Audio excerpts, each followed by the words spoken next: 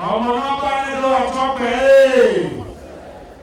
ọba nùgbò ìrìnàjò lọ́ba lè ya mùháyẹ̀ ológun nílẹ̀ ọba nàgàjẹ̀ wọ́n yẹn sọ́mà asókun sòzà ọba lójútó ní gbọ́sà ọba lòsàlógbó ayásì égbé ya pọ̀n lòsàlógbó alókè ìbànúrà pọ̀n ọba náà pẹ́pẹ́ tó gbígbí náà pé ló sì nàpa lókè òye rẹ̀ ọba ló pa mí ní ọba lóde ọba ló lóko ló gbòòfò nígbò ọba ló fọ́ sísí ní agbọ́kànlá lè àìgbọ́ ọba ti lè àìgbọ́ ọba tàpẹ́ àìgbọ́ ọba wọn oyún ọba fòdìẹ oyún sọ̀rọ̀ àpẹtù léde lédi ló gbé láka odò kéékèèké sẹ ọ̀sọ̀rọ̀ yẹn akọ̀lì yóò bẹ̀.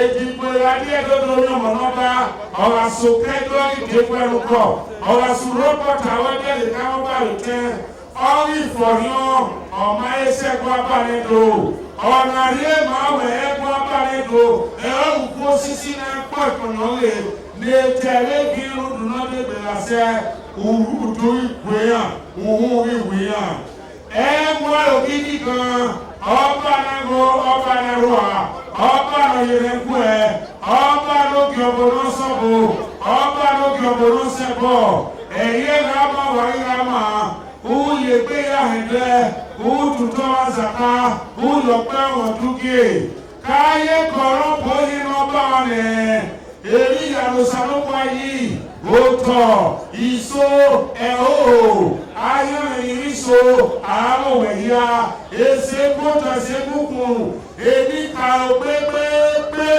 ọmọ ìyàrí èè ìlóyìn níbi ọba níbi ètò ọba kèyí máa ń ká ọ̀sà èyí àwọn ìyá rọ́bà wọn tún wá tọ́ọ̀lù yọpẹ́ ọ̀dúnkè ọmọ lọ́bà nílò àtọ́pẹ́.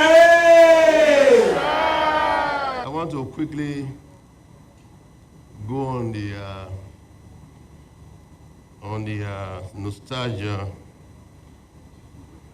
nostalgia route to remember some of the things that happened because of what His Excellency, our very, very lovable general, one of a kind, who said, "No victor, no vanquished." Everybody are brothers. And in those days, we all know he kept Nigeria as much as possible within his powers, within the powers that God bestowed on him, the wisdom God bestowed on him. He was able to keep this great country one. I want to quickly say that in those days, he's not aware that he kept me from being a soldier myself. I'll tell you how. I'll tell you how today. When everything was hard during the Biafran, the Civil War in those days, and it was a major, I think it was a major, Bemudia at the time, who managed to find his way to Lagos, and eventually a colleague who eventually managed to escape from the then Midwest, Ejo, also eventually escaped. But when Major Bemudia, I think he was a major, not a captain, he was already a major. When Major Bemudia got to Lagos, we heard about it. We were youngsters. I was in secondary school and all that. And then I was told Major Bemudia has just come from Midwest. He has just come from Benin to report to my father of the happenings in Midwest, in Benin.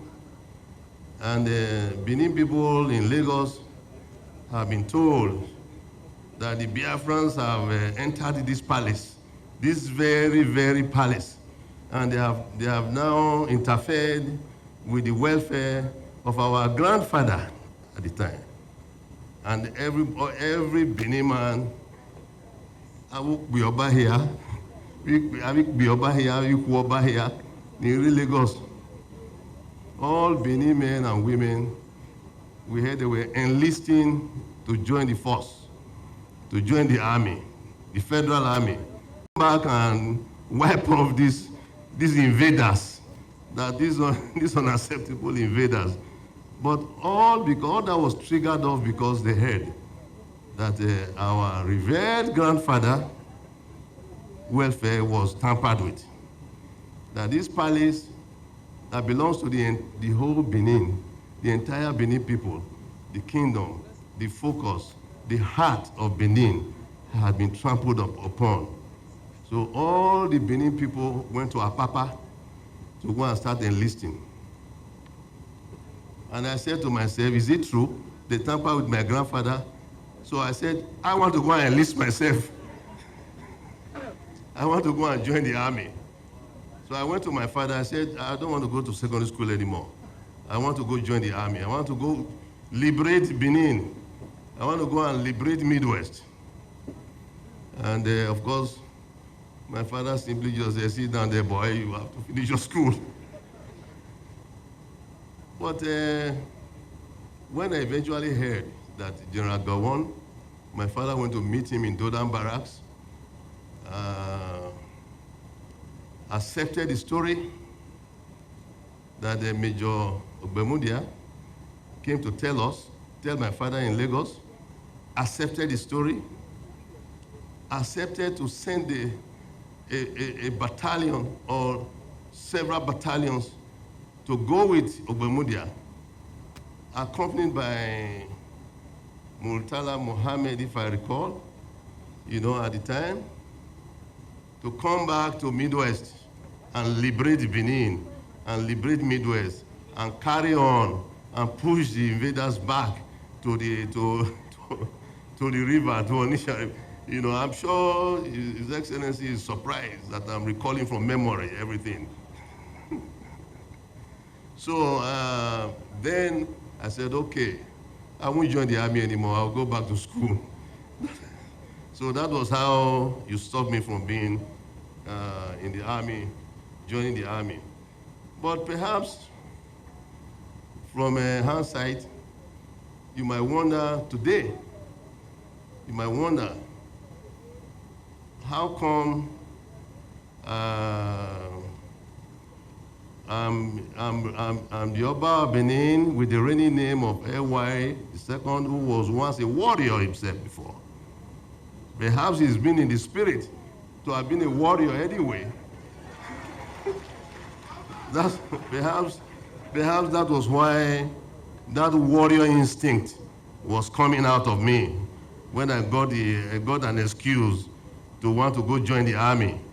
But God and our ancestors intervened to state that this is peacetime. We're going to use diplomatic methods and peaceful methods, economic methods to fight whatever battle we have to fight. And here we are today. We are trying our best. Now we have to use our wisdom to ensure that the people are empowered, that the youths are empowered, that my people in Benin are empowered, that there's development in the kingdom, that there will always be development in the kingdom. From now on, we will strive to ensure that all aspects, arts and culture, utilities, basic necessities of life are provided for our people.